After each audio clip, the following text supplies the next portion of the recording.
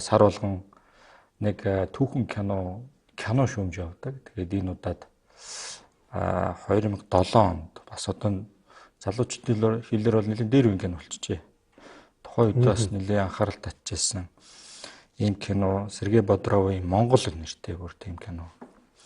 За энэ киног таарч түүхэн үйл явдал бодтойгоос хэр их хазаасан кинон дээр за хэр их хажууд болсон. За бодит түүхэн дээр бас юу болсон талаар та яг хажууднаас уншиг одоо ярихаас аргагүй боллоо доо.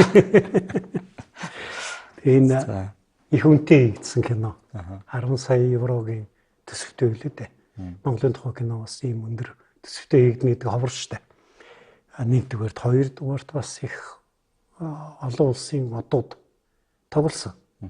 Жишээл одоо Чингис хааны дүрт бол Японы алдартай жүжигчин Таданабо Асана гэж хүн энэ бол олон кинонд их мундаг ер нь акшн кинонуудад гол дүр тоглодог. Тэрүүгээр бас их танигдсан ийм хүн. За Исүхэ Баатрын дүрд нөгөө өвөр Монголын алдарч биш Баасанжив тоглосон ч гэдэг юм уу. Зохиолыг нь бол Бодровоос гадна нөгөө Рустам Ибрагимбеков гэж алдартай кино зохиолч бичсэн энэ киноны зураач харин Бүрээдийн алдарт одоо уран бүтээлч Ташин Намдаков оролцсон гэдэг юм уу. Монтаж нь бол Зак Стенберг гэдэг нэг Матрикс киноны монтаж хийдэг хүмүүс. Одоо энэ бол ийм оддын зөвлөлт маягийн яваар хийгдсэн кино л доо. Интернэшнл кино байна тийм. Интернэшнл кино. Тэгээд ерөн зүгээр анхны төлөвлөгөөг нь харахад бол ийм трилог маягийн 3 сер маягийн кино ихээр төлөвлөж ийсэн юм шиг байгаа. Тэгээд энэ ч хэдүүлээ 2008 лөө 9 оны Оскарын шагналд гадаад хэл дээр бүтээгдсэн одоо шилдэг кино тэр англиар нэр дэвшээд яг шагнал авч чадаагүй. Тэгтээ нэр дэвшижсэн ч гэдэг юм. Их одоо тэр үедээ их шоулсан кино. Монголчуудын дунд бол нэг тийм сонин маягаар хүлээж авсан. Яг мэдээж хэрэг эзэн Чингис хаан олзон 40 жил байгаад тэгээд баахан хүүхдүүд нөр нэг тангад тодалтаачны өвгөд болчихно гэхээр тэр бол нөх Монгол хүмүүс бол за ястай ийм кино байгаад тахтай ядан гэсэн байдлаар хүлээж авсан л та. Нөгөө талаас нь харах юм бол уулын тэр тийм их сорилт, тийм их одоо дайсагнал тий. Тэгээд тэр одоо баг насандаа өрхөө үзүүндээ дөнгөж зүүчээд толгоогоо өсөөд ирэхээр толгойг нь авна гээл тэрэгний мөртөө тэнцвүүлээ айл ингээд үзээд байгаа шүү дээ тэр кинонд чинь. Тийм хэцүү юмнуудаар гараад тэр их багын найзтайгаа дайсагналцаад тэгээ олзонд ороо тийм их зовлон дуулж байгаа мөртөө тэр хүн тэрийг бүгдийг давж гараад тэгээд их талыг нэгтгээд эзэнт гүрэн байгуулад дараа нь дэлхийг бараг бүтнээр нь эзэлсэн гэд ингээ бодохоор бол Монгол хүний одоо тэр их том сэтгэлийн тэнхээ чанарыг харуулж байгаа юм шиг ерөнхий тэр утгаар нь харуул. Тэгээ тийм кино юм байгаа юм л та. Тухайн үед чинь бас өөрөө найруулагч нэрээд Монголын кино хамтарч хийгээд тэгээд яг нөгөө таны хэлж байгаа кино зохиолоос нь болоод Монголын нутаг дээр за тэгээд энэ олон үндэсний кино их боломжийг зарлагдсан. Манайхан баха адаар илсэн болтой юм. Тэгээ яг бас дахиад шүүмжлэгдсэн л дээ зүгээр хийлгэчихгүй яасан гээл. Тэгээ кино зохиолоос болоод тэгээ Монголд хийгдэг үү гэж бодлоо. Тэгээ яг мэдээж Монгол хүн бол тэгээд эзэн хүүхдүүд одоо бүгдээ хүний хүүхэд болоод хувирчихлаар тэрийг Монгол хүн хүлээж авахгүй байх л та. Тэгээд тэрийг эмтсэн төр юм албан тушаалтан бол огцрох байлгүй оролцсон жижигчтэн нэр үндгүү болох байлгүй тэр нөгөө өөрийн зах зээлийн өөрийн онцлог л да одоо тэрийг бол ойлгож болно. Зөвхөн ерөнхий киноны эцсийн үр дүн талаас нь ярил Монголыг хамгийн гайгүй сайн сурталчилсан киноны нэг мөн бол яхахгүй юм. Зөвхөн мэдээж хэрэг тэн дээр хотлоо өнө ингээд ярьсан юм хоёлаа одоо ялгаж салгаж болно. Ерөн зөвхөн киноны концепт талаасаа юу хотлоо ирсэн. За мэдээж кинон дээр гарч байгаа үйл явдлууд хотлоо юм зөндөө гарна. За тэгтээ тэрийг бол хоёр хувь. Илт буруу ойлгохоор хэсэг буруу хийцэн хэсэг. Яг нэг хэсэг нь бол одоо кино зохиолыг бичиж байгаа хүний уран фантаз гэж бас нэг үзэж болохоор хэсэг бас байгаа л да. Тэгж ялгаж харж. Тэгээ одоо кино зохиолын уран фантазыг бол одоо хоёлаа шүүмжлээч яах вэ? За энэ бол ингээд зохиогчийн фантазийн байгаа үзгээд хаяа явчих болж байна. Улаан цагаан буруу явчихсан хэсгүүд бас байна л да.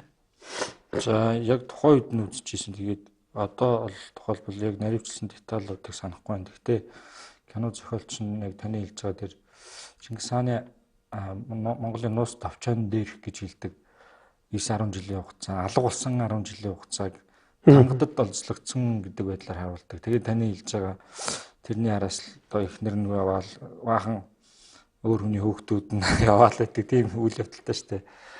Ер нь тэр Чингис хааны алга болсон 9-10 жил дээр түүхчж их олон янзын санаа онолууд дэвшүүлсэн байдیں۔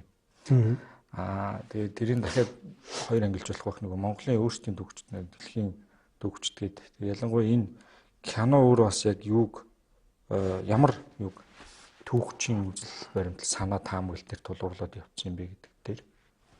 Би бол энэ кино зохиолыг бичихтэй Гүмлевгуу номон дээрээс Гүмлевгуу бол гоо энэ ингээд нэг 10 жил алга болчиход байна.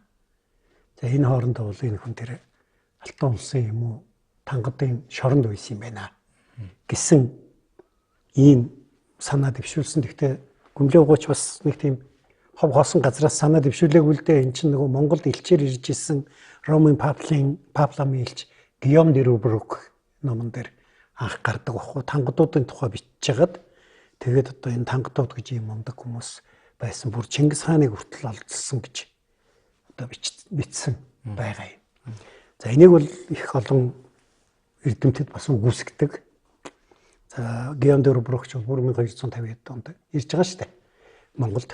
Тэгээд тэр үед нөхдүүд бол жишээлбэл одоо Германы судлаач Фридрих Риш гэж хүн Рубрук бол энэ тайчуудын олзонд байсан энэ тайчуудын тангууд гэд ойлгоод авчижээ. Тэгээ энэ хүн энд үрсэн байна гэд үгэнсэн байдгийг. Тэгсэн мөртөө Рубрук бичгтээ тангуудууд гих тодорхой бичиж байгаа. Сарлаг үржүүлдэг, үн дээр вэйтэж гэж яг шиг яа одоо өөрөө харсан болтой юм шиг ингэж харагдаад байгаа. Тэгэхээр зэрэг их тодорхой бичсэн бас нэг талаас их гайхалтай. Нөгөө талаас мэдээж юунд байгаагүй. Одоо тэр тангуудын олзонд байсан гэж үзэх үндэслэл байхгүй байна. За хоёр дахь гэрчээгээр бичиж байгаа нь бол өмнөдсөн улсаас их Монгол улсад элчээр ирж исэн Жаахон билүү дээ. Тэрний Монголын тухай судар гэдэг Менда Бэлүү гэж судар байгаа. Тэн дээр бол Чингис хаан бол зөрчдийн Алтан улсын олзонд 10 жил байсан гэж. За тэгээд тэр бол Жаахон гэдэг чинь бас нэг улсаас зүгээр элчээр ирж байгаа. Хоёрдугаар ерөнхийдөө дайсгансан улс ба шүү дээ, тийм болохоор зэрэг Чингис хааны тухай одоо монголчуудын тухай муу юм цуглуулж явсан байх л да. Хоёрдугаарт одоо тэр яг нэг тийм нүүдэлчдийг жоохон тийм дээрээс хардаг суурин иргэншлийн хүний сэтгэхгүй харагдаад байгаа байхгүй. Мань хүн болволгүй тэр олзонд байсан гэж бичээд байгаа нь ямар өчтөн гэхлээр үгүй энэ одоо ингээд ямар ч бичих хүсэхгүй боловсралгүй энэ нэг Монгол ийм эзэнт гүрэн байгуулад ийм системийг бий болгоод тэгээд дэлхийн талыг эзлээд ийм байх учиргүй энэ ер нь нэг улсаас юм судалсан байна гэд тэгээд Алтан улсын олзонд 10 жил байсан. Тэгтээ одоо ингээд Алтан улсаас армия зохион байгуулдаг, цэргийа зохион байгуулдаг энэ төр гэдэг бүх юмыг судлаад буцаж чадсан байна гэдэг. Ийм зүйл яд. Ер нь одоо энэ олзонд байсан гэдэг таамагийг дэмждэг эрдэмтэд бол голцоо энэ Жаахоны бичсэн Менда Бэлүү гэдэг зохиолын үзэл санааг их давтаж ярьдаг. Тэгээ тэрний цааталт нь бол дахиад нөгөө нэг Европынхны нөгөө манийга доошо хийж хардаг сэтгэхгүй яваад байгаа юм. Яаж энэ монголчууд ийм юм хийж чаддгийг гэж үзэж байгаа үзлэр яагаад ч энд ийм юм байх учиргүй энэ нөхдүүд бол хаанагтай газраас юу судалсан л байна. Өөр одоо илүү хөгжилтэй мэдлэг туршлагын улсаас юм хөдөлж авсан байна гэж. Тэгээ яг ер нь энэ Жаахоны мэдээллийг жишээл Бартолдгоо бол энэ бол худлаа юм байна. Худлаа гэж үзэж байна гэж. Тэгээд Бартолдгоо юу гэж хэлсэн бэ гэхээр Монголын нууц тавчааг энэ Монгол их сурвалжийг үзэхэд олзонд байсан байтугай одоо онцгой юмнуудыг бичиж байгаа шүү дээ Монголын нууц тавчин дээр. Чингис хааныг бол бас тэгдэг чинь их хаан учраас энэ хүний тухай муу муухай бичихгүй гэсэн байр суурь ерөөсөй байхгүй байдаг хөөхгүй. Тийм байхад 10 жил олцсонд байсан бол тэрийг дугуй өнгөрнө гэж байхгүй гэсэн байгаа. Игор дэр Ракивиц гэж эрдэмтэн байдаг. Энийг бол үндслэлгүй энэ жаахан мэдээлэл бол үндслэлгүй гэж. Би бол үндслэлгүй гэдэг талдаа байгаа Чингис хаан тэр олцсонд байсан худлаа гэж. Яг бол энэ хүмүүсийн чинь одоо ингээд эрдэмтэд бол судлаадгүй энэ ер нь 1187 онд Далан балжуудын тултанд одоо Чингис хаан ялагдж байгаа шүү дээ Жамухад. Тэ? Тэгээд тэр кинонд тэнд ялагдаад тэгээд бол болгоод зарагчж байгаа биз дээ, тэ? Тэгээд Далан балжуудын тултаанаас хойш 1196 он хүртэл энэ Чингис хаан юу сургаал болчлоо. Тэ? Энэ татарыг сөнөөх хүртэл 1196 онд татарыг сөнөөсөн. Тэгээд энэ хүртэл одоо ингээд сургаггүй болчлоо. Тэгэхээр энэ одоо 10 жил нэрээ энэ хүн олзонд байсан юм биш уу да гэсэн ийм таамаг дэвшүүлээд байгаа байхгүй. Тэгэхээр одоо зөвхөн хамгийн энгийн нэр бодъё. 1100 би сая 87 оноос хойш тий. За тэгээд хардаа Зүч 1182 онд төрсөн. Цагаатаа 1183 онд төрсөн. За өгөөдөө 1186 онд төрсөн. За дараа нь Тулуу 1102 онд төрсөн. Тэгээд Тулуу шонд байх үед нь өөр хүнээс гарсан хүүхд, өөр хүнээс олдсон хүүхд болох гэдэг нь шүү дээ. Энэ онлоор бол.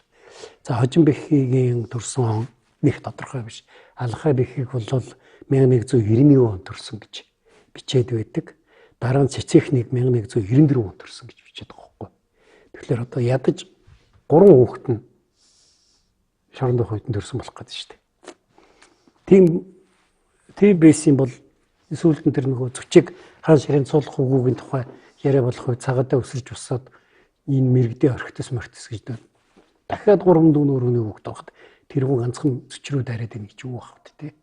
Тэгэхээр зэрэг би бол тэр тэгээд тэрвээ эднэр нь өөр хүний хүүхэд байсан бол айгүй бол нуус тавчаад бичин штэ. Тэгээ бичихгүй гоц. Тэр атгой тулууч хамгийн хайртай хүн. Тий очгон гээд одоо өөрийнхөө гал голомтоо сахиж үлдэж байгаа хүн байгаа шүү дээ. Тэгэхээр зэрэг би энийг бол зүгээр хүмүүсийн онол яг тэгээд энэ бүр кино хийх бол одоо өстой зохиогчийн эрхэл байх л да тэр хүн. Яаж унтаад сонин сэдв болж аваад тэгээд тэргүүрээ кино хийсэн байх. Тэр нь мэдээж монголчуудад таалагдахгүй байх нь ойлгомжтой. Тэгвэл яг ерөнхийдөө утгаараа бол монгол хүнийг мундаг, тэсвэртэй, зоригтой, ямар ч бэрхшээлийг даван тоолж чаддаг гэж харуулж байгаа гэсэн утгаараа бол бас зүгээр ч юм уу гэж надад харагдаад байгаа. 1180-аас 1200 он болтлох үйл явдал гээд тоомлоод 20 жилийн хугацаа гэчээ. Тэгээд нөгөө нэвтрүүлэг гээгцэн түүхий маань онцлогч нь тухайн үйл явдал дээр ш нөгөө нийт талбар дээр болж байгаа гэж хардаг. Тэгэхээр тэр үед монголчуудын нөхцөл байдал, за тэгээ бүс нутгийн нөхцөл байдал үнэхээр тангадууд алтуус гэдэг нь юу үнэхээр тийм хүчрэг бүс нутгийн гүрнүүд байсан юм уу? За тийм. Тэр бол ойлгомжтой. Нөгөө Монголын нутаг дээр бол нөгөө овг аймагуд ч дарахай бутархай. За Чингис хаан бол юу хамаг Монголын хаанч болж амжаагүй үедээ дөнгөж одоо тэгэл тайчуудын олзноос гараад арай нэг жоохон насан түрээд бүртөө хатнаа очиж одоо эргүүлж аваад тэг хатан болгож аваад дараа нь мэрэгдээ олзонд алдаад за тэгээд нөгөө хатнаа буцааж авахын тулд Хэрэдийн ван хаан Чадрны Жамхоо хоёрын тусламжтайгаар мэрэгдийг дайлаар мордоод тэгээд дараа нь Жамхоотойгоо буцаж муудалцаад тэр Далан балжуудын тултаан гэдэг тултаан чинь тэр 1187 он гэдэг чинь ийм үе штэ. Тангад зөрчид бол ямар бодлого хээр талд барьдаг байсан бэ гэхлээр нөгөө хятадын уламжилт бүдүүлгүүдийг бүдүүлгэхэд эсрэг тавих гэдэг бодлого барьдаг байсан. Тийм учраас одоо тэгэл хээр талд хэн хүчрхэгдэж чинь тэрнтэй хэн өрсөлдөж чадгаар байна. Тэрэнд нь туслал ингээл татарыг юутай хамаг Монголтой байлдуулаад Хэрэдийн 8-тай байлдуулаад зайл тэгэл тэрийг ингээл санхүүжүүлэл дэмжээл за тэгээ том болохгүй бол өөрснөө дайрч орж юу яагаал одоо устгалыг хийгээл ингэж явдаг зөрчтэй алтай улсын бодлого бол тийм байсан. Тангад улс бол Монголын одоо баруун өмнөд хил тий. Энэ тангад улс бол Монголын дотоод хөвд оролцдоггүй биш оролцдог. Оролцохын хувьд бол маш идэвхтэй оролцдог нь байсан харагдаад байна. Жишээлбэл Хэрээдийн Ван хаан дарагдхлаарэ ингээд зүхтааж явж байгаа тангад улс руу зүхтаагаад байгаа шүү дээ. Ер нь бол тэр чи яаж юм гэхэлэр тангадын тагнуулууд тэнд байсан байна. Одоо тийшээ зүхтаж болно барин яагаад зөрчтэй алдлаа улс руу зүхтахгүй байгаа юм те. Одоо жишээлбэл Ван хаан ч дарагдчихад бүр хар хятан мэтэн тангад мангад гэж ингээд тойрч явж байгаад бүр хинж туслахгүй тэгээ аргаа барагдаж Исүхэ Баатар дээр ирээд тэгээ Исүхэ Баатар одоо тэнхрүүлээд тэгээд буцаагаад өрсөлдөгч нарын бут цохиж Ван хааны чинь Хэрээдийнх нь ханы ширээнд буцааж тавьж байгаа шүү дээ. Тэгэхээр зэрэг хар хятанч оролцдог, тангадч оролцдог байсан л гэсэн үг байхгүй. Өөрөөр хэлбэл энэ Монголын тал нутагт байгаа аймагуд хүчрхэгжээд бид нар лөө дайрах үе эртнээс эднэрийн хооронд нь сүлжээе гэдэг бодлого зөрчтэй алтуулж барьдаг, тангадын сийсээ олсч барьдаг байсан. Хээр талын хэрэгт бол оролцдог л байсан гэсэн үг л дээ. За тэгээд дандаа монголчууд Монголын аймагуудын үед том гүрнүүд дандаа урдуура зүүн тал ялгаахгүй зөрчтүүд байх юм тийм үү? Баруун тишээ эсвэл хойдол дээрээсээ тийм том гүрний айц цавил байгаагүй. Үгүй ял гэж баруун талдаа хар хятан болсон шүү дээ. Яг хар хятан бол гол байсан баруун талдаа нөгөө Хорезмын улс те хүчрхэж байгаа тэр улс байсан боловч ер нь бас тал нутгийг хараад байгаа тэд нар чинь тал нутгаас нүүж ирсэн хятангуудын удам шүү дээ. Тийм болохоор бас хээр талын бодлогод бол анхаарал тавьж юу болж яаг гэдгийг шагнажсэн, суурьшсан нөтөлчд гэх юм уу да. За тэгээд 10 жил алга болсон үйл явдал руу эргээд ороход за олцонд бол байгаагүй, шоронд байгаагүй гэж шууд киноны кино хийсэн гол үйл явдлыг бол та нацаач. Нөөр тэр 9 жилиг хийсэн янз бүрийн судлаачдын таамаглууд байдаг л та цөлөгцсөн. За тэгээд бас нэлийн шахацсан учраас цэргийн бэлтгэл хийгээд монголчууд өөрсдөө хийсэн кинонд бол тэгж гарч байгаа. Нөгөө зүүн тал руу нэлийн зилүүд газар очиж байрлаад алин дээр нэмжлээ.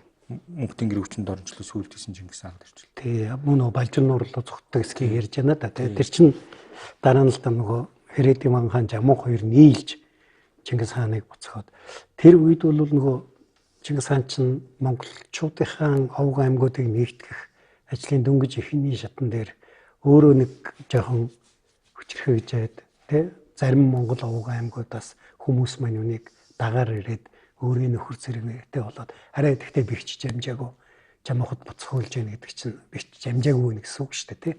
Тийм байсан. Хоёрдугаар Жамуухч бас өөрөө Монголын овг аймагуудыг нэгтгэж хаан болохын төлөө замд явж байгаа хүн шүү дээ. Тийм учраас Жамуух төр чинь ерөөсөө Чингис хааны эсрэг болгон очиж нэгдээд байгаа шүү дээ. Сайлжууд одоо тэгэл ойрдууд гэл ингээл. Тэгэхээр зэрэг энэ хоёр бол ингээ хоёр талтай хүчрхэгжиж байгаа хоёр байхгүй. Тэгээд нэгийг Жамуух нь эхлээд буцагцсан. Тэгээд Чингис хаан чинь жоохон алдаж нүгээд хүн одоо хүч чадлаа нөөгөөд дараагийнхын тэмцэлд бэлдэж штэ.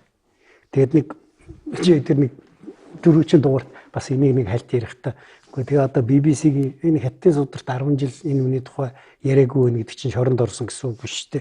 BBC чамайг 10 жил ярихгүй үл чи шоронд орсон гэсэн үг биш үсттэй гэд би тоглоом хийгээдсэн шүү дээ. Яг тийм л байхгүй мань хүн өөрийнхөө хүч чадлыг нөөгөөд татах овг аймагуудаа татаад тэр үед чинь бас мань хүн чинь одоо хадмуудаа очиж бас өөртөө татаж авч байгаа гэдэг чинь Хонград дээр очиод хонградууд бас тийм амархан дагаагүй шүү дээ. Тэгээд авахгүй байлдаа шүү гэсэн одоо шахал шаардлага явж явах жишээний. Тэгээд нөгөөдөл нөө байлдахгүйгээд дагаар орж явах жишээний ч гэдэг юм уу. Тиймэрхүү яг тэр үеийн нөгөө талд болж исэн үйл явдлыг ярих юм бол өстой нөгөө нуус товчон дээр бичтгэр өстой орондоо орох завгүй орчилтон байлдаж байгаа гэдэг нь л болж исэн үйл дээ. За цэргийн бэлтгэл хийжсэн сүлэгцэн гэдгээс өөрөөс нэг хөлбөр нь бясалгалж зовсон гэдэг. 9 жил бясалгалсан. Бас тэр чинь ганцхан Чингис хаан дээрч биш энэ Европын чиг сонирхдаг хэнийг Мухаммедыг бас нэг хэсэг алга болсон гэдэг хугацаа үед юм байна. Есүс дээр бас нөхрөөс нэг авах алга болж байгаа. Тэгээ ирсэн чинь гэгэрээд ирсэн гэдэг. Тэр юм шиг бас хөлбөр байсан харж байсан. Айл нь BBC-гийн мэдээнд ороогүй л байна. Ёо за тэр ч бол ямар ч баталгаанд баталгаагүй дэми яриа баг. А энэ кинонд дэр бол ерөнхий сюжет нь тийм байхгүй. Тэ тэгээд тэрийг тойруулаад баха адал явдал өрнөжж байгаа шүү дээ. А тэгээ яг зөвхөн киногоо хийхэд тулд энэ зохиолоо бичижсэн хүмүүс нь яг нууц товчоог хатуу бариагүй бас юм харагдаад байгаа. Одоо жишээлбэл бүртэг авах гээд очиж штэ. Одоо дайлаар мордож штэ. Кино тэгж хэлдэг үстэ. Тий. Тэгэхэд тэгээ хар бухан дахаа бичиж өгөөч яах шиг уул нь хар бухан дахыг чинь нөгөө булган дахыг чинь энэ тойрол хаанд хэрээдийн тойрол хаанд авчиж өгөөд тойрол хаан булган дахны чинь хариуд бутарсан усыг чинь цуглуулж өгье гэж хэлээд тэгээд алийн чадрны жамуухыг дууд гээд тэгээд энэ гурав чинь нийлж иж одоо юу мэрэгдээ эсрэг данд мордож байгаа штэ. Энийг ингээ бичвэл их гоё зохиол болно.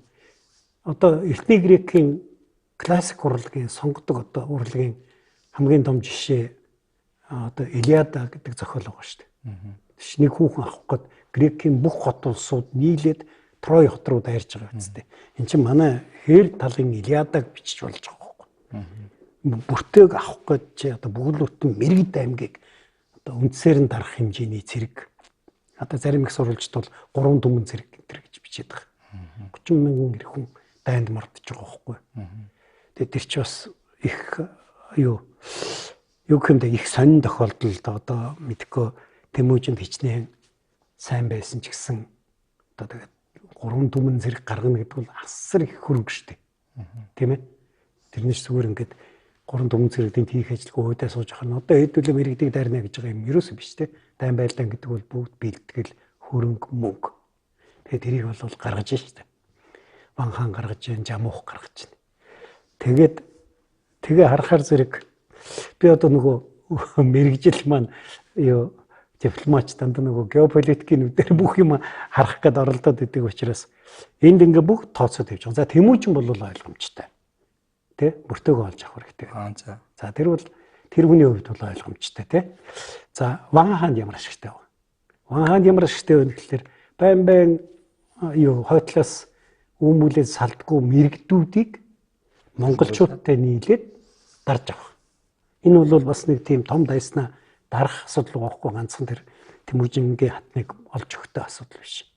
Жамуухад ямар асуудал вэ гэхэлэр одоо ингээд Тэмүүжин гэдэг маань хатнаа алдсан нөхөр цэрэггүй шахуу нэг одоо юу гэх юм бэ нэг жижиг гар явж штэ тий. Тэгэхэд жамуухач нь бол уг ахлагч тий. Ерөөсөө тэнд юу мань хүний хажууд бол тэр чинь ноён баггүй. Тэгээд Ван хааны тусламжтайгаар мэрэгдүүдийг буцагчвал жамуухын нэр алдар мандаад монголчуудыг нэгтгэж хаан болох арга зам нь нэгтгэх нэ гэж үзсэн байж болно. Тэгээ багын анд Тэмүүжиндээ туслаад ч одоо монголчуудын сонсоход бол айгүй тийм одоо хүнлэг аран шин гаргаж байгаа үстэй тий багын андынхаа эхнэрийг одоо алдсан эхнэрийг авч өгөөд тий тэгээ ингээд жамх бол ингээд одоо энэ бол аргагүй мундаг ноён байд аргагүй хамаг монголчуудыг захирах хэрэгтэй хүн байна гэж хаан болох бодол дээр нэг алхам урагшлах ийм бодолтой байсан болов уу гэж бодоод байгаа. Ягаад гэвэл нөгөө цэрэг цуглахад Ван хаан Тэмүүжин хоёр хоцорж ирээд 3 хоног хоцорж ирээд жамуух зэмлэлээгээд нууц овчоор битсэн байдаг штеп.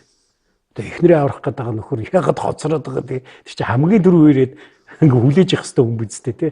Тэгэхэд 3 хоног хоцорж ирж штеп. Тэгээд жамуух төрүүл ирсэн баг. Тэгээ жамуух төрүүлж ирчихэд за өөрхөн Тэмүүжнийг ойлгож болно нөгөө Ван хааныгаа дагаа явж болохоор саадах нь хөдлөхгүй бол тэг ямар хаяад явуултай нь штеп. Гуйж яваа амтэн чи хэцүү штеп. Тэгээд жамуух төрүүлээд ирчихэд байгаа. Тэгэхээр тэр хүн чинь ингээд тулдаанд орох гээд байж даад ин гэсэн үг шүү дээ. Тэгээ Ван хааныг зэмлээд байгаа байхгүй. Хамлсан цагтаа болдсон цагтаа байх хэрэгтэй шүү дээ гэдэг. Нөгөө хуйлдааны онол гэдэг шиг энийг мэрэгдэг дарахын тулд монголчууд эртний өстөөс нь дарахын тулд зориуд татнаа алдаад за тэгээд жамуух тойрол хаантай комбинац хийгээд тэгээд дайрсан гэдэг. За наад чинь ч ястаа хуйлдааны онол болох байх. Би зүгээр яг тэр үед хэнд нь юу ашигтай байж болох уу гэдэг бодлоор авч үзэх юм бол тэр тойрол хаан жамуух хоёрын эрх ашиг ингэж нэгдэжээ гэж хараад байгаа байхгүй. Үр дүнд нь Тэмүүжин чинь юу дайны олцноос аваагүй шүү дээ. Надаа бүртээ байхад боллоо гэдэг. Дайны олцыг нөгөө хоёр хувааж авч байгаа мэдээч хэрэг Ванхан ихэнхийг авч байгаа шүү дээ. Тэгээ Ванхан хойд хилийн аюулгүй болгож авч чинь нэлээд сайхан дайны олцны одоо магадгүй дийлэнхийг авчиж байна. Жамуух бол одоо анддаа туссан сайн нэр хүлээж авч байна. Монголчуудын дунд хаан болох. Тэгээд дайны олз бас авч байгаа шүү дээ. Тэгэхээр энэ хоёр ашигтай гараад байгаа үз. Тэмүүжин бол тэндээс бол дайны олз надад хэрэггүй гэд цэргүүдээ хуваад өгчөж байгаа шүү дээ. Них олон ч зэрэгтэй байгаагүй бах зайлвал. Тэгээд дараа нь нөгөө тэр хоёр чинь салж нүүж байгаа шүү дээ. Тэ? Тэр салж нүүхэд одоо хүмүүс энэ яагаад салаад нүцсэн ингээл маргаан болоод байдаг. Би бол зүгээр ингээ харахаар зэрэг тэр чинь нэг тийм жамуухын санаачлагаар юм шиг нуус төвчөнд бичсэн байгаа шүү дээ. Андаа тэрийг бүртөө тайлбарлаж өгөөд. Тий, тэгээ бүртөө тэрний тайлбарлага энэ голд бууй хончинд нэмэртэй биш үү? Ууланд бууй ядуучинд нэмэртэй биш үү? Хоёр тийшээ салж нүгдэхгүй анх яриа гаргаж байгаа нь жамуух. Тэгээ би бол юу гэж харж байгаа юм гэхээр жамуух нөгөө тэмүүжинтэйгээ хэсэг цуг байгаад энэ бол миний тэр нөхөр зэрэг болох хүн биш юм байна гэдгийг ойлгосон юм шиг байгаа. Хоёрдугаарт одоо өөрийнх нь дагаж явсан монголчууд одоо Монгол овоо аймагуудын дундаас тэмүүжин рүү хацах хүмүүс их байна гэдгийг олж харсан юм шиг байна. Тэгээ удаан цуг байвал ер нь хамаг юм хуур илуулж магадгүй юм байна. Ер нь эртгэн салыг гэсэн бодол жамуухт байсан болов гэж. Одоо ойлоо жоохон нөгөө киноны зохиолчийг дагаад фантаз руу орсон. Гэхдээ зүгээр логик талаас нь бодох юм бол тэгж л харагдаад надад тэгж харагдаад тэгээд ингээд салж нүхэж чинь одоо баахан хүмүүс тэмүүжинг дагаж ирж байгаа шүү дээ. Тэр чи яаж нөгөө дайны олцоо мань хүн чинь за би одоо хатнаа авсан бол надад болоо та нарын нэг хоож өгöd нөхөр зэрэгүүдтэй өгсөн тийм шудраг ноён гэж хаана байна? Юу ч амуух тэ? Тэгээд тэр хүмүүс чи энэ шудрагыг дагхан дээр биш тэгээд аюу олон ховгийн хүмүүс дагаж ирж байгаа. Тэр нус төвчөн дээр ч гэсэн гарч байгаа. Уул нь энэ хоёр чи аюу андгаа тавьсан найзууд андууд. Тэгээ андгаа гэдэг чинь ба тангаргийн хэмжээний. Тэгээд битэрийн дундуур тийм хортмоогоо хорт үгүйвэл нүүр тулж уулзчиж асуудлаа шийдэх шүү гээд тахт. Дундуур нь бүрт орчих жоохгүй. Тэгээд эхнэрийнхээ үгэнд ороод тэгээ Чингис хаан нэрээ гээд ингэ сэжиглээд өөрөө зайгаа авцсан гэдэг. Энд дэр таяа өгч чинь. Гү чи өөрөө нуус товч байгаа юм шиг л дээ. Энэ салж нүү гэдэг санаачлаг гаргаж байгаа хүн чинь жамуух шүү дээ. Ийшээгээ буу хончин дэрэгтэй тийшээгээ буу ядуучин дэрэгтэй. Тэрс зүгээр л аж ахуйн асуудлаар л зүгээр бичээрэл хуваарлт хийсэн болохоос. Тэгээд тэмүүжин чинь цаад мессеж чинь таны хэлж байгаа бол одоо яг тэмүүжин чинь ойлгохгүй сте тэгээ яах гэдэг энэ гол руу буух гэдэг юм уу уулын бил рүү буух гэдэг юм амд нь хэлж байгаа юм чи тий тэгээ салжны үе гэдэг асуудлыг хэлж байгаа нь жамах штэ тийм болохоор зэрэг би бол нэг тийм юу гэж бодоод байна л да тэр дундуур нь хортмоогоогүй тэгээд тий одоо яг хоёулаа Монгол киноны дараагийн өөр хөвлөрийг хийхдээ наадхыг чи уран сэтгэмж болгож ашиглаж болно шүү дээ. Тэгээ нэг амар муухай хорчоо хатанд тэнд нь хор найруулад гэдэг ч юм тий. За тийм амьдрал дээр бол тэгж одоо феминистүүдэд одоо адлагдах юм яаж. Би бол амьдрал дээр тийм байгаагүй зөвхөн харин одоо бүртээ хэлж байгаа нь бол нөгөө жамхаа хэлсэн үгийг тэмүүжин гайхаад энэ ч одоо салж нүү гэдэг хаа юу гэсэн үг вэ гэхлээр зэрэг бүртэхгүй одоо наадах чи уйдамтхаа хүн ер нь эртгэн салсан дээрээ гэж хэлж яана гэж мессежийн задлж өгч जैन тий. Тийм мессежийн задлж өгч байгаа байхгүй. За юу киног ярих гэдэг тал хүртэл хугацаанд нөгөө нуус тавчаад тойрон ярьчлаа. Одоо нөгөө кино анализ сүртэй. Энд чи сая кинон дэр болж байгаа гаргаж байгаа үйл явдлыг хоёулаа өөрсдийнхөө ойлголтоор ямар юм болж байгаа юм бэ гэдгийг л ярьчлаа шүү дээ тий. Яг нөгөө кинон дэр детальчлаад үйл явдлуудаар ярих гэдэг санаа нь одоо кинон дэр чинь Сүхбаатар хүүгээ дагуулад тэгээд таны хэлж байгаа мэрэгд рүү очиж байгаа. Тэнгүүтээ уул нь бол төгөл юу мэрэгд рүү очив. Кинон дэр үү? За тий. Тэр нөгөө зохиолч нь юу байсан юм шиг нөгөө мэрэгдүүд ягаад өссөн гидсэн гэдгийг тайлбарлахын тулд эн чинь нэгдүгürt нөгөө их чилээдүүгийн одоо хатан болох гэж ирсэн өөлөнгө булаагаад авчиж байгаа тий. Дараа нь нөгөөдөг чинь за одоо мэрэгдтэй сайхан харилцаа тогтооё гэд хүүгээ тэнд очиж сүү тавих гэж ирсэн. Замдаа хонгороод аймаг дээр таарад тэндээс хатан авчиж байгаа маягаар төрслөө. За одоо мэрэгдүүд бидний өршөөхгүй шүү гэдэг ийм болгоно. Тэр бол кино зохиолыг бичсэн авторын уран сэтгэмж. Амьдрал дээр бол Есөхөө Баатар чинь Олхонууд аймгаас хатан авах гэж явж байгаад замдаа Хонгородын дайс эцэнтэй таарад тэгээд дайс эцэн чинь нэг одоо надаа үеийн охин байна гэдэг ийм болоод явчихж байгаа хийгээд явчихж байгаа. Тий, тэгээд тэр чинь Олхонууд аймаг руу яагаад явж байгаа. Яагаад гэвэл өөлөн ээж чинь өөр Олхонууд аймаг юм. За тэгээд эндээс одоо охин хулгайлтсан хүн бол одоо бас хүүгээ аваачаад эндээс хатан аваа за би одоо бол би ингээд ном ёсоор навж шүү гэд тайл хийх гэдэг энэ өөлөө ээж ч гэсэн бас нэг өөрийнхөө аймагаас хатан авах гэдэг шүү дээ. Тэр чинь бас нэг өөлийн ээжийн лобби бас тэнд яваад шүү дээ. Тэгсэн замд нь хин таарад дайс эцэн таарад дайс эцэн ч гэсэн одоо нэг тэгээд энэ нэг 9 настай хүүхдээ энэ нэг ирээдүйн хаан болно гэж мэдэхгүй л байх л та тий. Тэгтээ маань хүн бол энэ Есүгөө бол энэ бол том баатар шүү. Тийм болохоор энэтэй худург болдох нь зөвөө гэсэн бодлоор нөхөр зөрж лобби хийгээд охиноо өччих штэ. За тэгээд ер нь бол штэ. Дэлхийд ийм мундаг хөрөнгө оруулалт хийсэн тохиолдол байхгүй. Тэ? Кино гэдэг юм. Гэхдээ ер нь зүгээр чи бүртэг тэмүүжинд өгөө тэгээд 2-7 хоноггүй аав налагдаад нөгөө тэмүүжин чинь гэрлүүгөө буцаа за тэгээд нөгөө Овг аймгийнхантай хаягдаад 40 жилийн хөдөө хэрээр тийнээд ингээд тэгээд дараа нэг жоохон нөгөө тайчуудын олдсноос гараад буцаад нөгөө юу одоо нөгөө худ дээр хадам дээр очиод би хатнаа авъя гэд тэгтэн дуртайч вэ нүү дургуйч вэ нүү бүртөг өгөөд явуулж байгаа шүү дээ. Ашиг болоогүй хар булгандах инжинд нөгөөд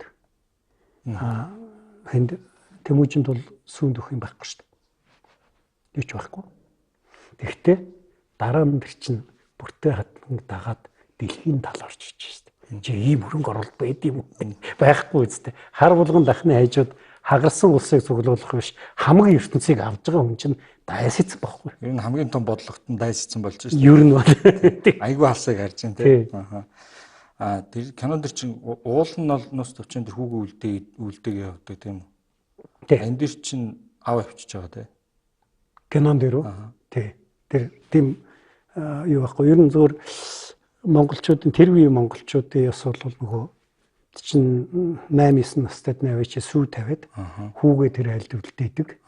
За тэгээд мэдээж хүү аятайхан сайн хүү байвал нөгөө хадмууд нь харж байгаа. Тэгээд одоо энэ бол сайн хүн байна. Миний охины сайн болох юм байна гэд ингээд явуулдаг. За тэгээд чи 9-10 наснаас нөгөө хатан болох хүнтэйгээ үерхэд явчихлаар тэгээд цаашаага нэг хэрүүл оруулалтыг ирвэл болохгүй шүү дээ тий.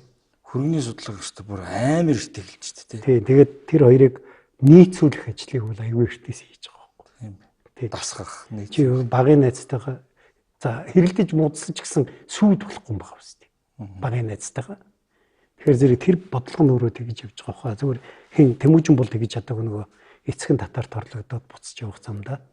Тэгээд нөгөө чи эцэг нь санаад байна гэж минлэг эцэг очиж авчирдаг шүү дээ. Минлэг.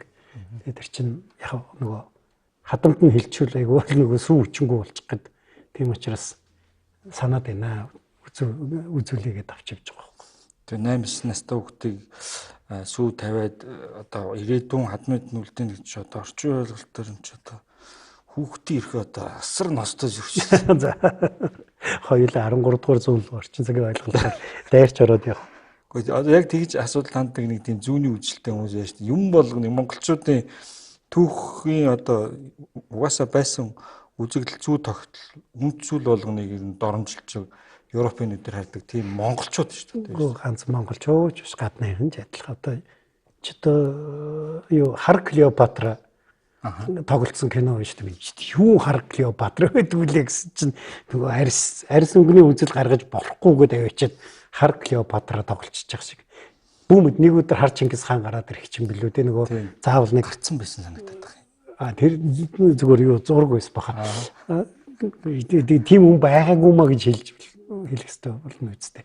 Ерөн зүгээр тэр дундад зууны үеийн киног одоогийн нүдээр ингээд явах юм бол энэ ч одоо ерөөсө хүний эрхийн өмнө зөрчил хүчээр хийлэл алга за феминистүүд бол ер нь боож хүмээр юм болно шүү дээ. Гэхдээ одоо яахад тэр зунданд ийм л байсан юм чинь. За кинон дээр үйл явдлууд бас нэг нь уус нэг юу гараад явах бах те. Үзүүлэлт тухайн хэсгийн сцен хорцсон Эсхүү Баатарыг одоо өөрийнх нь аймаг ард иргэд хайж явж байгаа. Таргуудаа хэрэлдэг. Тайчуудын. Таргуудаа хэрэлдэг чинь тагаа явж байгаа шүү дээ. Тэгээд мань хүн чинь хаяад явж нөгөө хордоод морин дээрээ сумчглаар нь хаяад цугчиж байгаа байхгүй. Тэр бол яг киноны зохиол гэж бид нар хэлж болно. Тэгвэл хизээч Монгол аймгийн түүхэнд монголчуудын түүхэнд юм байхгүй. За тэр юу Эсхүү чамайг яадаг ч юм гэж өгчих юм чи те. Чи өөрөө чи аймаг чамаас ялгсан шүү дээ чи. За тэр эзэн ноёно байг чи хээр цуг явж байгаад нөхрөө өөх гэж яхад нь хаяад явдаг. Тийм нөхөртөө дараа нь хинж цуг дайнд явахгүй. Тэгээд даргуудаа хэрэлдэг ч бас нэг тэр тайчуудын ноён шүү дээ. Бүх аймаг чинь чамайг хайж яваа шүү дээ. Тэр бол ерөөс Монгол ёсонд байхгүй юм гаргаж байгаа байхгүй. Тэгвэл Эсхүү Баатарын үд хүүхдүүд милишийн ихнэрийг аймаг нь хайж явдаг түүхэнд байдаг ч болов уу. За тий, тэр бол түүхэнд байгаа юм. Гэхдээ тэр чинь бол одоо юу гэх юм бэ? Тэр хайж явж байгаа аймгийн хүмүүсийг за өөдгүүгээр нь дуудаж болно байлаа. Хүн ёсны үүднээс ч гэдэг юм. Тэр үедээ бол байж тээ. Чи хамгаалах ноёнгүй болчихж штэ. Эсхүү Баатар нас орцсон. Залгамжлах хүн 9 настай. Тэр хүү дайсан дайраа тэр үл яач чадахгүй маш ойлгомжтой. Тэ? Тэгээд тэр улсууд яах вэ гэхээр хамгаалах ноёнтой аймгаа дагаж явна шүү дээ. Хүссэн үсэг. Яг тэгвэл чи тэр хээр талын бүүн байлдаан дунд амьд үлдэх арга чинь тэр байхгүй. Ер нь. Тийм учраас тайчуудын ноён байна. Тайчуудын ноён энийг хаяад нүү гэсэн бол за одоо амьд үлдэхийн тулд нүү гээл нүүж байгаа байхгүй. Тэрийг одоо жоохон гатуухан үнэн тийм болсон. За одоо тэр нуус товчон дэр бол нэг чирхаа өгөн билүүнийг өгөнгөө та нар ингэж болохгүй гэж ингэж хагаад чадлуулж өгөө гэдэг тэр кинон дээр ч бас гардаг л да. Бас кинон дээр чинь Жамуух Тэмүүжний амийг аварж байгаа нэг сцен гардаг сан. Мэргэдийн танд. Усан дунахаар нь юу татаж гаргаж байгаа нэг хэсэг байна лээ. За тэр киноны уран зөгнөл юм доо тэр төдий зэргийн уран зөгнөл одоо байх байлгүй дээ. Яг найзуудын эрхэм харилцааг л харуулж. Тий одоо хандын харилцааг харуулж байгаа хэсэг юм уу гэж яг тийм баримттай юм бол байхгүй шүү дээ. Зүгээр ер нь Жамуухын дүр альч кино зохиолууд их юм итгэхэд авиртай байдлаар монголчуудын өөрсдийн хийсэн кино хятадуудынх дээш тэр одоо энэ бодрон киноч дээш тэр та ер нь Жамуухын хүний хувьд ер нь яаж төсөлтөө та одоо яг тэр бодродох Жамуухын дүр яг тийм хүн байсан гэж хэлэхээр үү Жамуух нэг юм сонин сүрс сар гэсэн дүр байгаа шүү дээ. Тий. Тэгээ тэн дээр бол тийм сонин дүрээр гаргацсан. Ер нь энэ бодров энэ кино зохиолыг бичгтээ юг уншсан их Гумилёвыг их уншиж Гумилёв үгээр явсан их харагдаад байна. Гумилёвын за нөгөө зохиолын нэрийг марчлаа. Алга улсын эзэнт улсын мөрөөр гэж нэг зохиол байдаг. Тэр бүр 70 донд бичигдсэн зохиол баг. Тэн дээр мань хүн энэ нууц товчон дээр гарч байгаа Жамуухын тухай тийм таамаглал дэвшүүлдэг байхгүй. Жамуух бол ерөөсөө дайсан биш ээ. Жамуух бол Чингис хааны стратегийн нөхөр. Андын хаан тангарыг ерөөсөн нятсан хүн биш. Зүгээр энэ хоёр Монголын овг аймагуудыг Жамуух нэг хэсгийн дэндээ нэгтгээд Тэмүүжин нөгөө хэсгийн эндээ нэгтгээд тэгээд хоорондоо байлдаад ялсан бүх Монгол аймгийг нэгтгсэн. Одоо ийм том одоо алхмыг хоорондоо ойлголцож ийсэн хоёр хүн гэсэн нэг тийм мань хүний өөрийнх нь одоо анализ юм да тийм юм дэвшүүлсэн. Тэр энэ кинонд гарч харагдаад байдаг байхгүй. Хоёрдугаарт бас за тэр тангадын олзны тухай бас Гумилёвгод гэж бичсэн гэдэг ийм хоёр сюжет харагдаад байгаа юм. Гурав дахь нь Бэхтрийг алж байгаа хэсэг байгаа штэ. Бэхтэр нөгөө даргатай хэрэлдэгэн тагнуулж байгаа алуулчихж байгаа штэ тий. Энэ Монгол кинон дэр энэ бол дахиад Гумилёвын номон дээр гаргаж дэвшүүлсэн таамаглал байхгүй. Энэ Бэхтрийг алж байгаа нь Бэхтэр ерөөсөө юу яагаад байсан?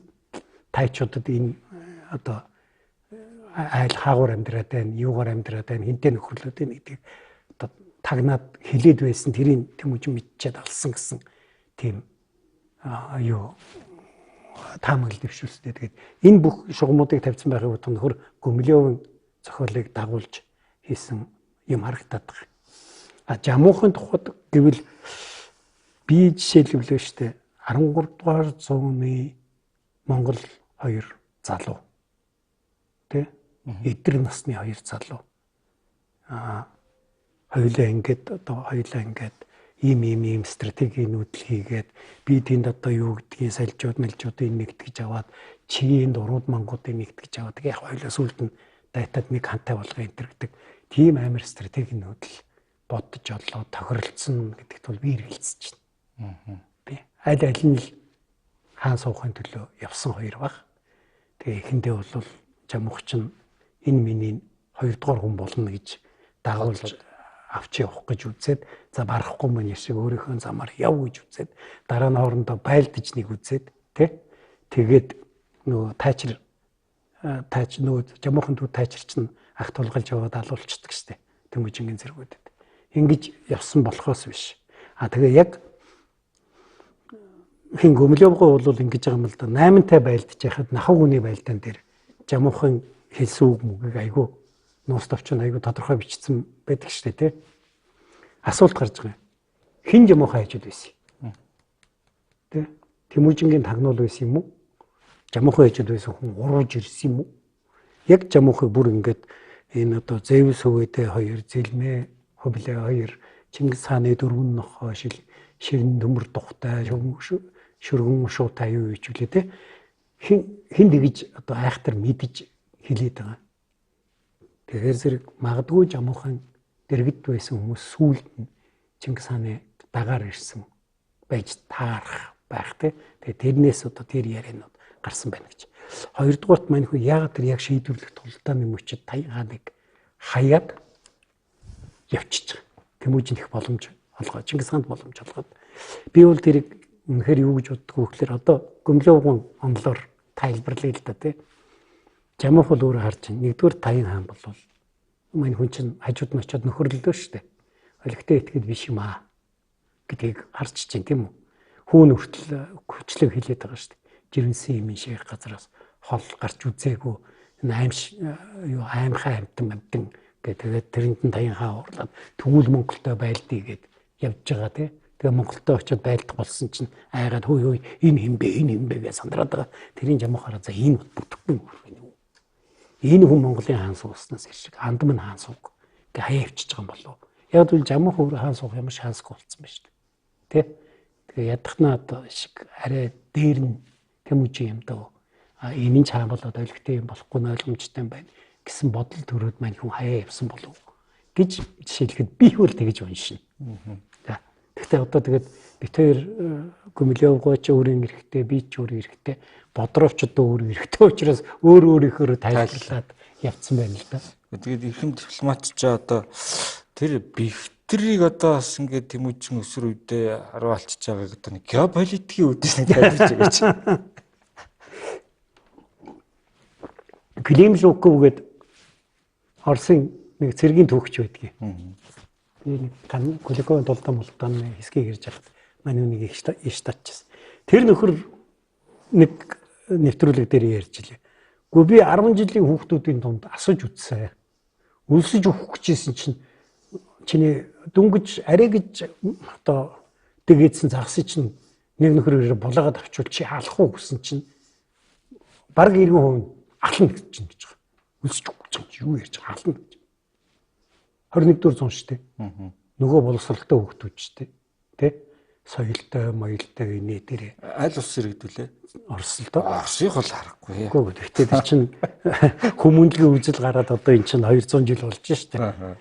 Чи тэгэд хүмүүнлэгийн үзэл байхгүй 13 дугаар зуунд өлсөж өгөх гэж яхад нэг нөхрөөрөө загас булаагаад авал чи одоо 10 настай хүү 11 настай хүүхэд бол юу алчиж мэдэн шүү дээ. Тэ? Би бол тэгж л хэлнэ. Тэнд ямар ч геополитик байхгүй. Тэр дундаа би хитэр тэр хиний таргуудаа хэрэлдэг юу тагнуулуулаад явна гэж. Гүмлийн угаач чинь дэрий чи хоёр үндслээр тайлбарлаад байгаа шүү. Нэгдүгээр ерөөсөө эдрээ хаашаа явсныг тайчууд мэдээд байна гэж байгаа. Тэр хаанаас мэдгүй айн бэхтрэл мэдээлээд байна гэж. Тиймэр хажууд нь байсан юм шиг гитг шиг юм болно л да. Хоёрт нь нөгөө мэрэгдүүч ирээд бүртэйг бариад явахдаа хин бэлгүүтэйгийн ээжийг бас цуг аваа явцсан байдаг шүү дээ. Тэгээд мэрэгдэд очиод нэг энгийн харц ардын одоо ихнэр болгоод өгцөн. Тэгээд дараа нь нөгөө юунод хамтарсан холбоотны харим орж ирээд мэрэгдийг буцгаход Тэмүүжин юугаа бүртэйгөө олж аваад бэлгүүтэй ээжигээ хайхад явж байхад нээж нь миний одоо хөвгүүд хаан хөвгүүд болчиход байхад би энэ харц амтны гэргий болж ингээд сууж явах гэж уулзахаасаа хайж ийн бигээд гараа цуцлаа гэд. Тэгээд тэрийг гүмлийн угуу тайлахтаа тэгэлгүй яадаг. Энд чинь нөгөө тагнуулын ээж байхгүй юу? Мэдээ дамжуулагч байсан. Яг одоо ингээд баригдлаа гэж зутж байгаа байхгүй юу гэд тайлбарлаад л байгаа. Анхнаасаа тэгээд уншиж учраас бүх тайллуудад тэгээд тий тэгж. Тий. Тэр бол бас тийм гоё зохиол бичиж болно зүгээр. Түүхийн ном бол арай биш байна. Энэ зохиол дээр бас биш энэ кинонд гарч байгаа бас нэгэн дээр нөгөө эхнэрээс илүү монголчуудын хувьд морин илүү ирэх юм гээд. Тэгээд тэр модон шанигийн домог гээд тэр домогч эртнээс уламжилж ирээгүй бол үл суртлын зорилгоор сүүлд хийсэн. Тэн дээр чинь бас уртлыг өршөөс морио гэхэр нөгөө тий хайртай морио өгөө. Дараа нь эхнэрээ өгөө. Сүүлдээ газар нутгаа өгсөн чинь арайч газар нутгийнхаа төлөө ер нь монголчуудын эрх мэлгээний эренбэн юу байсан юм? Гэхдээ чи наад домог бол харалдаа эренбэн амар ойлгомжтой байгаас тий эхлээд хайртай морио харагдаг шүү дээ. Яг нэг дуудсумаар харвал тэгэл нөгөө өөрийнхөө зэргүүдийг миний дуудсан маашаа харж тийшээ харав гээд харваагүйг нь цаазаар авна шүү гээд одоо модон шанийг домогч нь тэгээ эхлээд хайртай морио харваад тэнгуү зэргүүд харавсан чинь ясаг нөхөд гүнжтэй арайчтай юм сайхан адгуус малыг ингэж болохгүй шүү дээ гээд тэгээд тэгэнгүүт нь харваагүй цаазаар аваад тэгээд дараа нь хатнаа харавж байгаа шүү дээ тий хайртай хатнаа гэж юм аа хайртай байсан бол харахгүй байхаа тэр өөр бас далдуур асуудал байсан байж магадгүй хатнаа харваад нь зарим нь хүү ин чинь хатнаа шүү дээ яаж харууд юм бэ гэд үлдэж байгаа. Тэгэхдээ эхлээд мөрөө харваад дараа нь хатнаа харваж байгаа шүү дээ. Тэгэхээр эрен ойлгомжтой байгаа шүү дээ. Хатнаараа илүү дээр ирэн битээ байлг битээ тий. Хоёрдугаар тэр кинонд дэр Монгол хүмүүрэн тайртай гэдгийг харуулах л гэж одоо хэлж байгаа үг болтой юм шиг тэр кино зохиолыг бичсэн хүмүүс. Энэ бол нөгөө гадны хүн бичсэн гэдэг нь эндээсээ баригдаж байгаа байхгүй юу. Монгол эмэгтэйн үнцийн үүрэг орол ямар өндөр үлээ. Энэгээр одоо хоёулаа хаттын тухай хоёрч дугаар хийгээд ямар мундаг байсан тухай шагшичаад гэг мэдхэн морноос юмтхан гэхэр чинь тийм байхгүй л дээ. За тэгээд кинон дээр их гоё нөгөө уран сайхны болох гэдэг олон үзэгдлүүдийг нэмсэн юм шиг одоо мэрэгдүүд гээд одоо баг юунууд чиг юм. Индианчууд чиг нэг баг хүмүүс. Тэгээ бүртөг хулгайлаа. Урцанд амьдраад тий. Тэгээ урцанд амьдраад. Тий. Цаатанч болтой юм шиг. Тэр нөгөө киног бол гоё болгохын тулд уран фантаз яг энэ сүүлийн үеийн кино хийж байгаа хүмүүс нэг тийм кино гэх тийм одоо юу гэх юм бэ их уран гоё болгохын тулд ийм сонин дүрүүд хийгээл ингээл багтай нөхөрч гүйж явах шиг ингэж хийгээд байдаг. Би бас сайн ойлгодгүй нөгөө кино урлагийн мэрэгжлийн хүмүүс хэлэх байх. Ингүүл гоё болно гэдэг ч юм уу. Тэгэж боддог юм шиг. Тэрнээс биш мэрэгдүүд бол яавч одоо цаатай аймаг биш. Цаатай аймагт ч ойд амьдардаг ой иргэдүүд те. Яг одоо тэр Тубаас одоо хабхаас ч гэдэг юм, хабханаас ч гэдэг юм уу.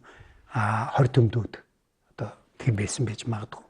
Мэрэгдүүд бол би бол талын аймаг гэж үздэг. Зүгээр яг мэрэгдүүдийг Түрэг аймаг байсан уу, Монгол аймаг байсан уу гэдэг дээр маргаанууд бол байдаг л да. Одоо нэг тийм тогтоцсон юм алга.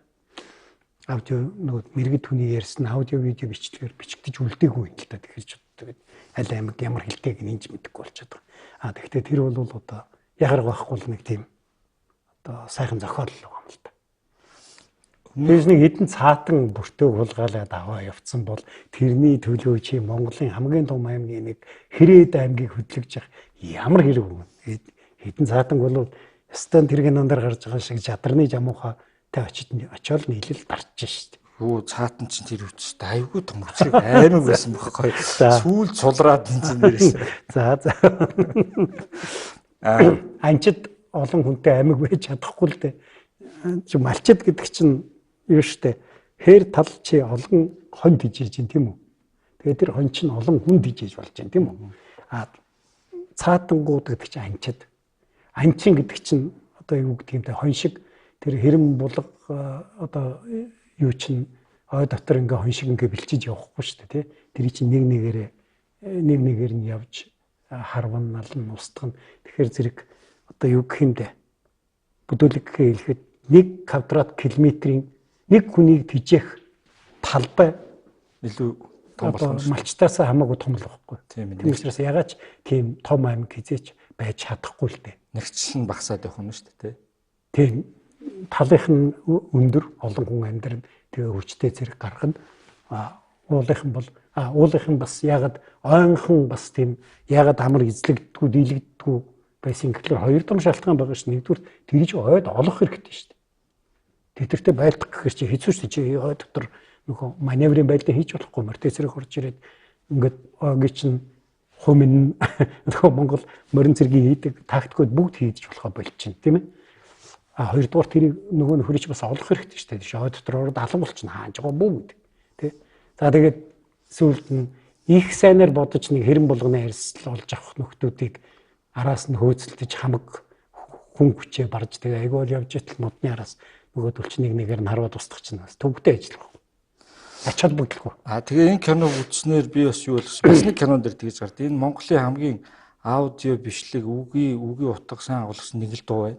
Энэ цагаан замын халимгууд авч үлдсэн байна энийг. Тий. Дуулаад шүү дээ. Хоёр найз дуулаад шүү дээ. Тий.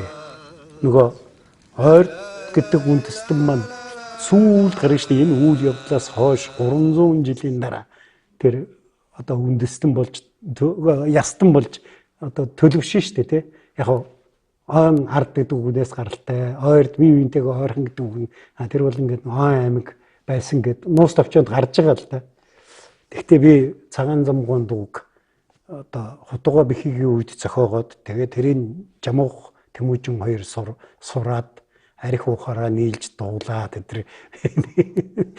тэр бол энэ чи тэр ямар кинон дэр нэг кинон дэр гарч байгаа шүү дээ. Нөгөө нэг юу шүү дээ. Хаттын кино. Юу алгыг зогсоох уу гэж нөгөө юуны кинон дэр. Тий. Тэр кинон дэр бас монголчууд дуулаад тий. Тэр нэг нөгөө ойрхон хийсэн кинонууд цаг хугацааны үед энэ хоёр кино чинь. Тэгээ тэр үед одоо Монголын хамгийн одоо юу гэх юм бэ? Дүгэмэл даргасан гэх юм гоё дуу байсан болоо да. Тий тухайд хийжсэн кинонуудын тий.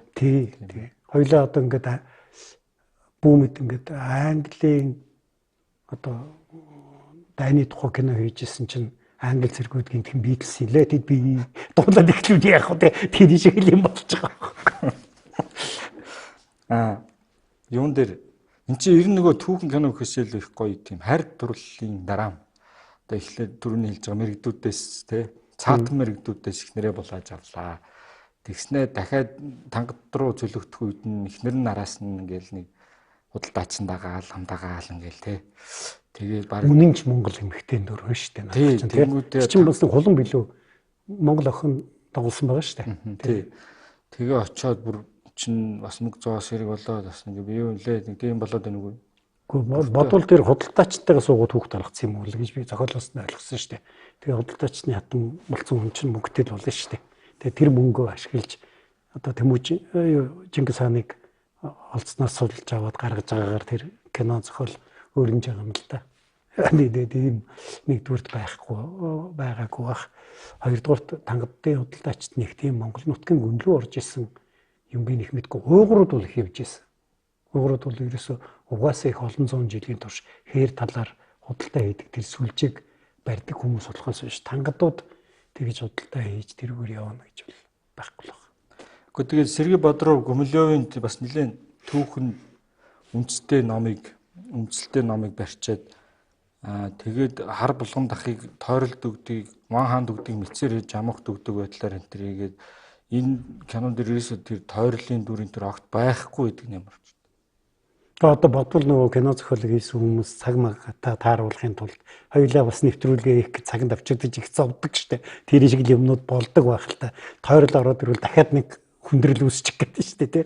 Тийм учраас Тэн дээр одоо нөгөө гаргах гэж байгаа санаа нь энэ үнэнч сэтгэл, үнэнч хайр, одоо зовлон дэсвэрлэх чадвар, мадвар тийм гаргах гэж байгаа учраас ингээд хийцэн болов гэж надад бодогдсон. Тэрнээс биш хар болгон дахыг бол одоо нуус төвчөнд бол ягарах байхгүй.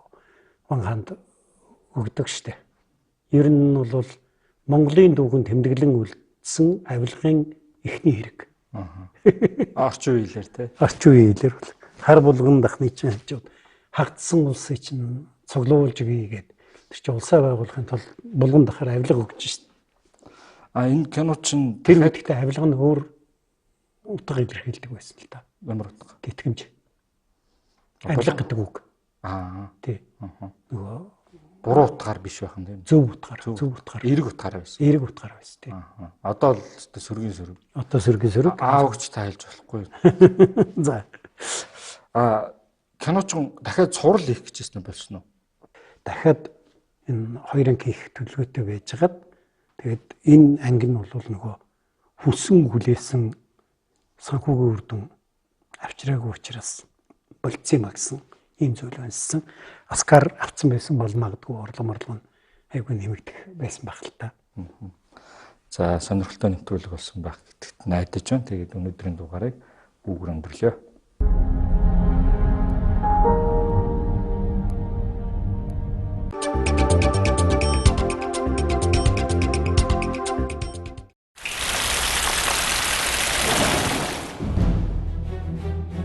Дэлхийгээр тархан суугаа монголчуудын зар мэдээ мэдээллийн нэгдсэн төв орлоо.com